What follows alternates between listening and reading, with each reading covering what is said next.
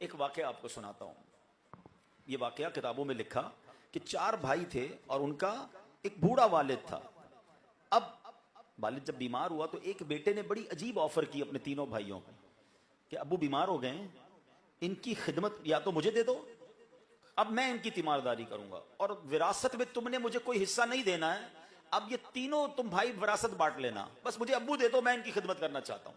और अगर मुझे ऐसा नहीं देते हो तो फिर ऐसा करो, तुम तीनों अब्बू की खिदमत करो, विरासत पूरी मुझे दे दो। अब वो तीनों भाई सोचने लगे कि तबीयत खराब लगती है भाई की, अब्बा की खिदमत भी करना चाह रहा है, हमारी टेंशन भी दूर है और पैसे भी नहीं चाहिए इसको। अब बिल्कुल सुभान अल्लाह, करो अब्बा की खिदमत। आजकल तो हाल ही यही है ना कि बंदा कहता है किसी तरह मेरे वालिद साहब वालदा बूढ़े हो गए, कोई और भाई संभाल ले, कोई और ड्यूटी संभाल ले, मेरी जान छूट जाए। इनको नहीं पता कि कितनी बड़ी नेमत से महरूमी हो रही है।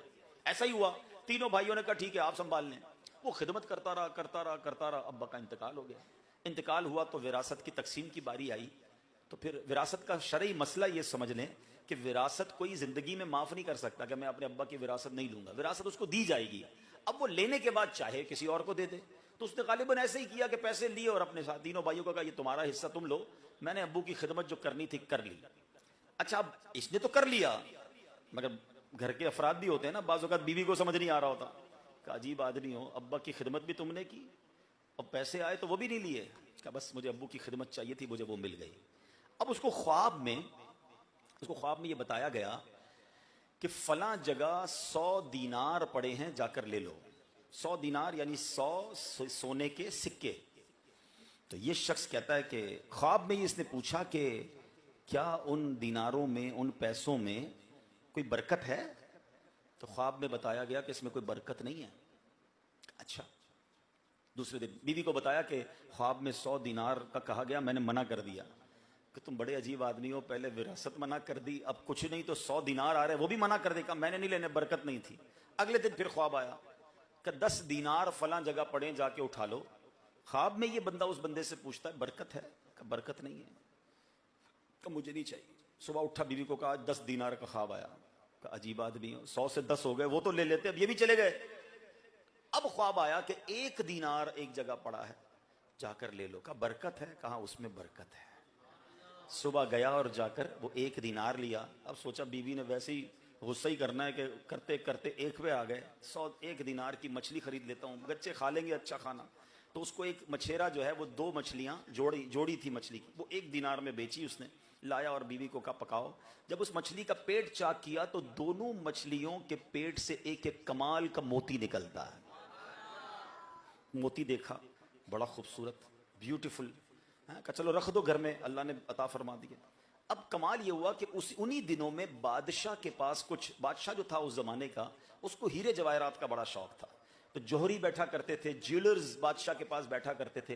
कि बादशाह सलामत, एक मोती है दुनिया में बड़ा कमाल का, मगर वो आपके पास नहीं है। नहीं है तो ढूंढ के लाओ, कहीं से भी ढूंढो। अब जनाब उसने सारे कारिंदे दौड़ाए कि वो क्वालिटी, उस कलर, उस साइज का मोती चाहिए। ढूंढते ढूंढते ढूंढते इस बंदे के घर पे बादशाह के बंदे पहुंचे। किसी ने बताया कि इसके पास कुछ अलग किस्म का मोती है। मोती देखा, कही तो वही है। कि कितने पैसे दोगे? हैं? तो बादशाह की तरफ से पैगाम आया कि 30 खच्चर सोने के लदे हुए, भरे हुए तुम्हें दिए जाएंगे, ये मोती बादशाह के लिए दे दो। आज की जबान में समझा देता हूं, 30 सुजुकियां हैं, सोने के ईंटों से भरी हुई 30 सुजुकियां मिलेंगी, तो एक मोती दे दो। अच्छी वाक्य मैं अपनी तरफ से नहीं सुना रहा, अल्लाह वालों की बातें, बड़ी मशहूर जमाना अरबी किताब है, उसका उर्दू तर्जमा मकतबतुल मदीना ने किया, उसमें यह वाक्य मौजूद। वो नौजवान कहता है सुभान अल्लाह, और क्या चाहिए? 30 खच्चर सोना लिया, एक मोती दे दिया। मोती पहुंचा बादशाह के पास, सुभान अल्लाह, कमाल, एवरीबडी बिकम हैप्पी, सब बहुत खुश। अब जौहरी कहते हैं बादशाह इसकी जोड़ी हो जाए ना, फिर असल बात पूरी होगी। ये मोती ऐसा है, ये लगेगा जब खूबसूरत, जब इसका एक जोड़ा, एक और मोती आपको चाहिए, फिर कंप्लीट हो जानी है बात। अच्छा, वापस जाओ उसके पास, हो सकता है दूसरा भी हो। दरवाजा खटखटाया, क्या दूसरा भी है? कहा दूसरा मोती भी है। अब इसके कितने पैसे? बोला डबल लूंगा। 60 खच्चर सोने के भरकर, आपकी जबान में 60 सुजुकियां, समझाने के लिए कह रहा हूं, सोने की लदी हुई उसको दी गई और उससे दूसरा मोती भी ले लिया गया। कितने पैसे हो गए? बाप की विरासत छोड़ी थी ना, मिला क्या? अल्लाह ने उस जमाने का अरबोपति बना दिया। बाप की खिदमत करने से यह नवाजा जाता है। अच्छा ये बात, अब मुझे पता है सोशल मीडिया का जमाना है, ये वाकया भी अभी लाइव जा रहा होगा, अभी थोड़ी देर में इसका कोई क्लिप बनाएगा, मजाक उड़ाने वाले मजाक उड़ाएंगे। मैं आपको जो लॉजिक बता रहा हूं ना, देखें, अब आइए मैं आपको कुरान की तरफ लिए चलता हूं। अगर ये बात आज समझ नहीं आ रही किसी को तो कुरान से समझ लो। सूरह बकरा पढ़ी होगी, है नाम सूरह बकरा का सुना है ना? कुरान की सबसे बड़ी सूरत। बकरा क्यों कहते हैं? गाय वाली सूरत। कौन सी गाय थी भाई? कुरान में गाय का जिक्र क्यों आ गया? ये वो गाय थी कि बेटे ने अपनी मां की खिदमत की। तवील वाकया है, पढ़ लीजिएगा तफसीर कुरान। और अल्लाह पाक ने एक ऐसी गाय अता कर दी कि जिस गाय को जब जरूरत पड़ी उस जमाने के बड़े लोगों को, बादशाह को, तो ये पूरी गाय सोने के वजन के मुताबिक बेचनी पड़ी है। बाप एक गाय छोड़कर गया था, नेक था, बल्कि गाय का बच्चा छोड़कर गया था। अल्लाह ने वो जब गाय वापस लौटाई तो मां की दुआ का सदका ये मिला। खिदमत करता था वो मां की, एक गाय से अरबोपति बन गया। हैं दोनों वाकई एक जैसे हैं। अब कहां से लाओगे एतराज? तो पता ये चलो, और आज भी देख लें, जिसके साथ माँ बाप की दुआएं हो ना, उसको तरक्की से कोई नहीं रोक सकता।